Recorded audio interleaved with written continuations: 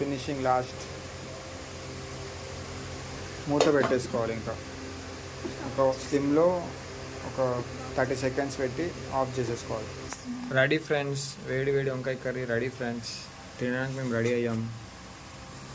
వంకాయ curry and morning చేసిన పప్పు friends and rice friends.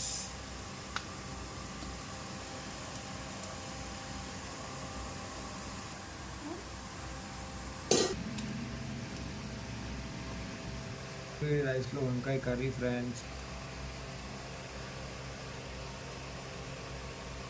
Wow friends, taste అయితే సూపర్ ఉంది. మీరు ట్రై చేయండి ఫ్రెండ్స్. ఎలా వచ్చిందో టేస్ట్ ఎలా వచ్చిందో కామెంట్ చేయండి, లైక్ చేయండి, షేర్ చేయండి, సబ్స్క్రైబ్ చేయండి. Bye friends. లైక్ చేయండి, షేర్ చేయండి, కామెంట్ చేయండి, సబ్స్క్రైబ్ చేయండి.